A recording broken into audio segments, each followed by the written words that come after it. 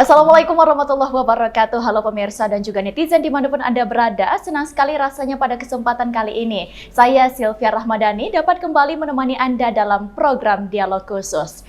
Pemirsa, seperti yang kita ketahui bahwa akhir-akhir ini anggota DPRD Kota Padang yaitu Bapak Manuver Putra Firdaus sedang fokus mengarahkan pokok-pokok pikirannya untuk membantu UMKM yang ada di Kota Padang.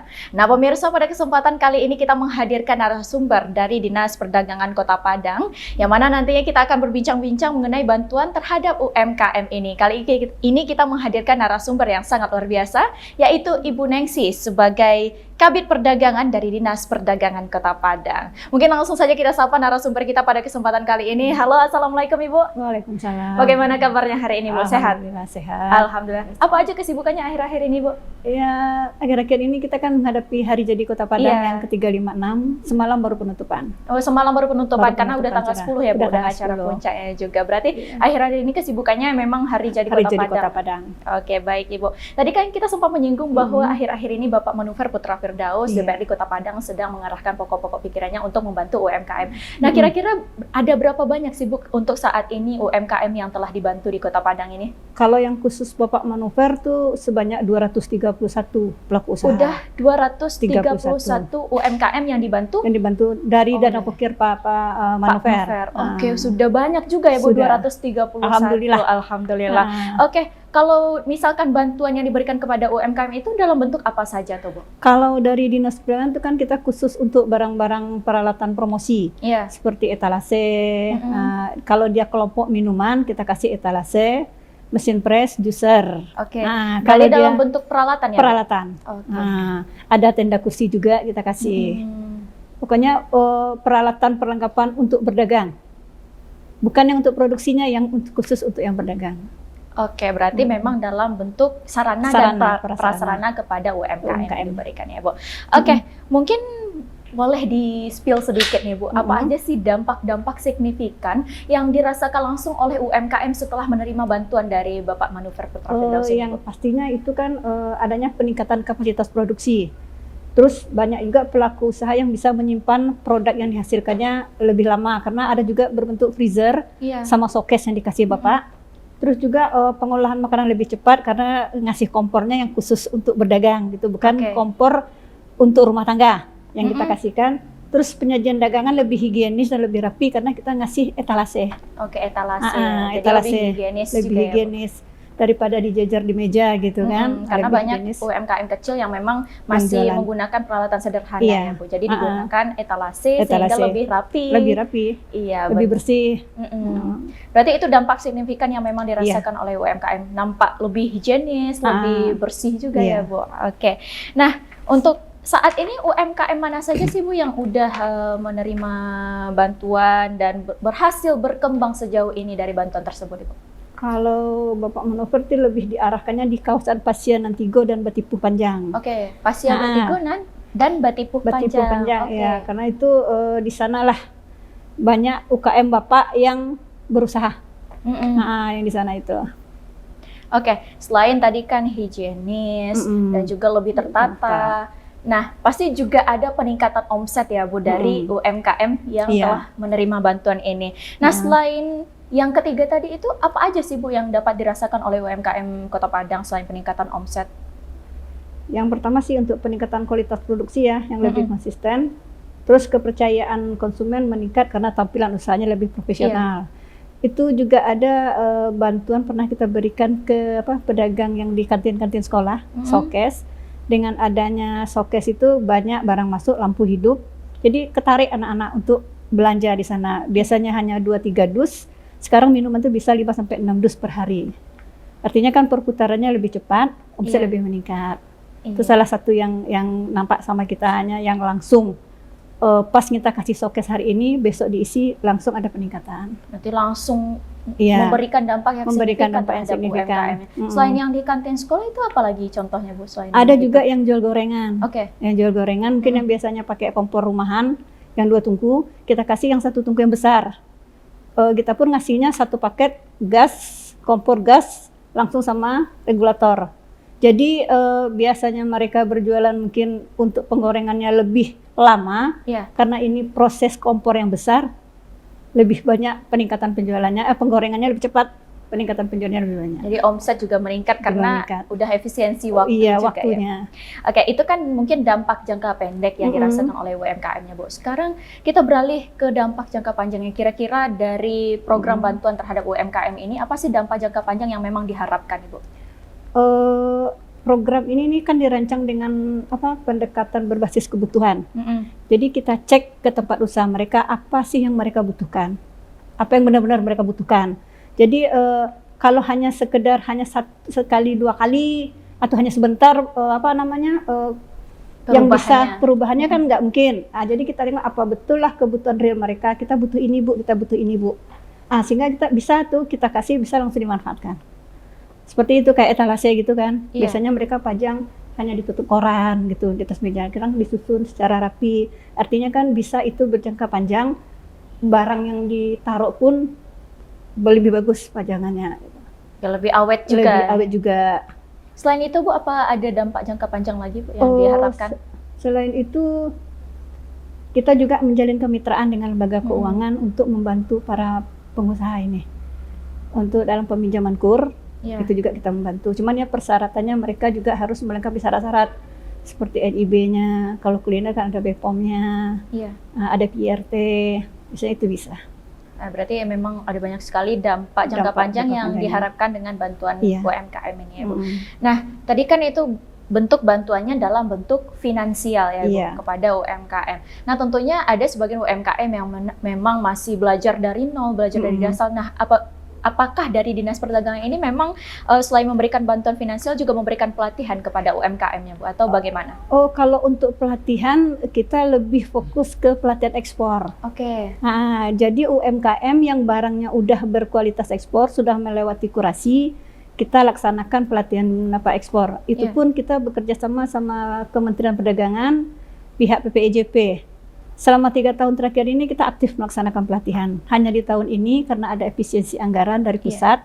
Jadi mungkin tahun ini kita tidak ada melakukan latihan BIMTA ekspor. Kalau seandainya di tahun depan misalkan ada dana tambahan atau apa, berarti memang bisa dilaksanakan? Bisa. Jadi kita selalu berkabar dengan kementerian. Apakah bisa kita setiap tahunnya masuk nih Kota Padang untuk pelatihan. Itu biasanya kita melaksanakan untuk 30 orang. 30 orang pelaku usaha yang sudah melewati kurasi. Artinya kan perizinan mereka lengkap, produk yang dihasilkan udah inovasi, terus udah ada stok yang tersedia. Berarti pelaku UMKM yang bisa ikut itu memang sudah ada spesifikasinya juga? Sudah ada. Kalau boleh tahu apa aja tuh Bu spesifikasinya? Kalau khusus kuliner tuh kita tengok dari perizinan. Perizinannya, terus makanan yang dihasilkannya udah inovasi apa belum, dari segi kemasan juga. Kalau biasanya kita kan kolaborasi nih 4 dinas antara koperasi, dinas koperasi, dinas Nakerin, pariwisata sama perdagangan. Nanti kalau misalnya kita terkendala di packaging, kita kembalikan ke Nakerin karena mereka punya rumah packaging di sentra Rendang. Nanti untuk kurasinya kita emang kerjasama juga dengan koperasi. Dinas koperasi. Jadi 4 dinas berkolaborasi gitu. Untuk apakah pelaku ini memenuhi spesifikasi atau tidak? Baik Ibu. Nah, sejauh ini apakah ada usaha dari Dinas Perdagangan sendiri untuk memonitoring atau mengevaluasi UMKM apakah bantuan yang diberikan ini benar-benar dimanfaatkan dengan semaksimal mungkin? Karena mungkin ada oknum yang menyalahgunakannya Ibu. Bagaimana itu Ibu? Biasanya kita melakukan monitoring itu kunjungan langsung. Coba kita nggak ngasih tahu. Kita mau kesana enggak, kita berarti hanya turun. Mendadak, ya? Sidak gitu kan. Sidak. Bener nak, mereka memanfaatkan apa yang sudah kita berikan, yang dibantu melalui pokir anggota dewan kita, tidak diperjualbelikan. Karena pas kita ngasih pun kita memberi pernyataan bahwasannya barang tidak boleh diperjualbelikan, harus dimanfaatkan untuk peningkatan ekonomi keluarga. Untuk meningkatkan omset dari UMKM, dari penghasilan mereka. Nah, sejauh ini apa aja sih Bu tantangan terbesar dari Dinas Perdagangan untuk memastikan bahwa bantuan dari Bapak Manuver Putra Firdaus ini tersebar secara merata kepada seluruh UMKM yang ada di Kota Padang? Kendala utama kita paling itu validasi data ini yang kurang dapat kita. Karena untuk pengelompokan UKM kan berada di Dinas Koperasi yang mempunyai tenaga pendamping dari mereka. Jadi kita pun seandainya kita dapat data dari tim, kita turun ke lapangan langsung. Kita cek apakah datanya emang benar nih di sini, di mana usahanya, di sini usahanya benar enggak, kita tengok ke sana. Nanti ada tim verifikasi kita yang turun ke alamat yang dikasih. Berarti tantangan terbesarnya memang di data yang valid ya, yang valid. Kadang mereka ada masukkan data tapi tidak punya usaha.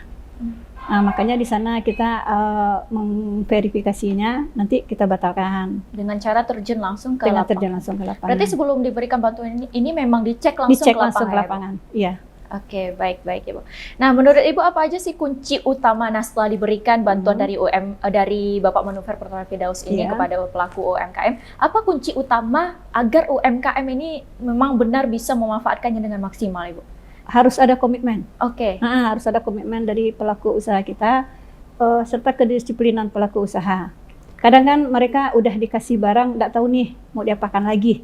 Nah, jadi kita gitu ngasih laksanakanlah, terima ini, kembangkan usaha. Nanti usaha telah dikembangkan, kita bisa bantu mempromosikan. Kita bantu untuk mempromosikan, apalagi itu dari segi kuliner, makanan-makanan kering. Kalau mereka butuh pelatihan nantinya untuk packaging, bisa kita salurkan ke Nakerin. Nanti kita kolaborasi lagi sama Nakerin, atau ada lagi pelatihan untuk peningkatan inovasi, kita kerjasama lagi sama Dinas Koperasi. Apalagi sekarang Kota Padang sedang gencar-gencarnya menuju gastronomi city ya, jadi itu juga dampak yang besar nanti ya, juga gitu kan. Jadi itulah gunanya kita kolaborasi sesama OPD gitu kan. Kalau kita udah ini barangnya udah siap nih untuk dipromosikan, persyaratannya lengkap, packagingnya udah oke, silahkan dibawa. Makanya kita bawa untuk promosi. Berarti nanti tujuannya bisa diekspor juga ya, Bu? Baik itu keluar Padang, baik secara nasional maupun internasional. Itu tujuan akhirnya berarti ya, Bu? Itu tujuan akhir kita sebenarnya. Asalkan produk yang dihasilkan emang berinovasi ya. Karena sekarang memang banyak tuh banyak produk kita tapi kayaknya kurang berinovasi kita kan. Maka itulah mendorong para pelaku usaha ini, cobalah berinovasi. Nanti kita membantu juga dalam segi persyaratan perizinan, nanti segi promosi kita juga membantu. Berarti inovasi itu memang sangat penting ya, Bu. Karena sudah banyak ragamnya, tuh tentu kita harus cari yang beda dari yang lain. Benar. Itu contohnya yang kerupuk lir coklat, yang lir coklat, yang coklat pedas. Yang kemarin ini pelepasan ekspor ke Singapura. Kalau nggak salah, yang ke Singapura yang lir coklat. Itu kan di bawah binaan koperasi Nakerin Dagangan. Mereka sudah pelepasan ekspor, itu kan itu inovasi. Gimana sih coklat rasanya pedas gitu kan. Sehingga orang-orang juga tertarik mencoba, apalagi Gen Z ya, Bu. Iya, itu tujuan utama mereka kan itu. Iya, baik Ibu. Nah, mungkin apa sih harapan terbesar dari Ibu terhadap masa depan UMKM yang ada di Kota Padang, terutama setelah mereka menerima bantuan ini, Ibu? Mungkin boleh disampaikan harapannya kepada pemirsa, Ibu. Mungkin harapan kita ya, pertama tuh dukungan dari OPD terkait nih. Sama-samalah kita mendukung UKM Kota Padang ini untuk mampu berkembang lebih maju, bisa siap go ekspor lah gitu, go ekspor produk-produk Kota Padang bisa dikenal di luaran. Selain juga selain sulaman, kuliner kayak rendang kan udah terkenal juga.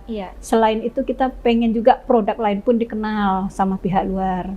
Kebetulan kita kan juga punya galeri di luar, di Vietnam kita juga punya galeri. Cuman untuk proses penukaran barang itu kita yang belum bisa lancar.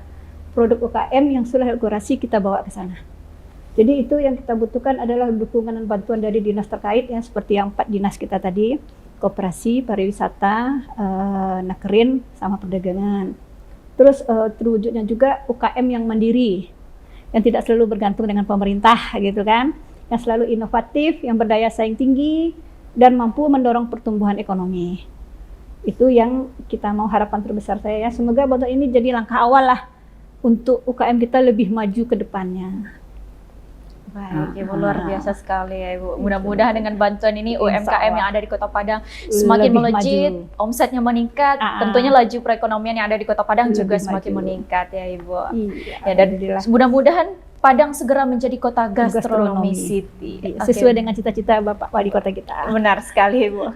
Oke, Iya. sebelum kita tutup perbincangan kita kali ini, Ibu, mungkin ada closing statement yang ingin disampaikan kepada pemirsa yang ada di rumah, Ibu?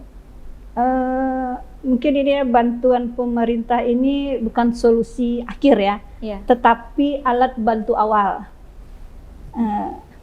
Alat bantu awal, keberhasilan UMKM itu kan tergantung dari semangat dan kerja keras mereka, kerja keras para pelakunya. UMKM yang bisa memahami, mengelola, dan memanfaatkan bantuan secara strategis akan tumbuh lebih cepat dan tangguh. Mari kita sama-sama dukung UMKM sebagai tulang punggung ekonomi daerah yang tangguh dan mandiri. Kunci suksesnya adalah pengetahuan, disiplin, mentalitas berkembang, dan jejaring. Baik, Itu luar biasa closingnya. sekali, Ibu. Terima kasih banyak ya, Ibu. Sama-sama. Oke, pemirsa, demikianlah perbincangan kita dengan Ibu Nengsi sebagai KB Perdagangan dari Dinas Perdagangan Kota Padang. Semoga kedepannya UMKM yang ada di Kota Padang ini lebih berinovasi lagi dan dapat meningkatkan omset penjualannya sehingga perekonomian di Kota Padang semakin melejit dan Kota Padang segera menuju gastronomi city diakui oleh UNESCO ya, Bu, Iya, nanti. iya. Amin, amin ya rabbal alamin. Baik pemirsa, demikianlah perbincangan kita pada kesempatan kali ini. Terima kasih sudah membersamai. Saya Sylvia Rahmadani, mewakili segenap kru yang bertugas pamit undur diri. Wassalamualaikum warahmatullahi wabarakatuh.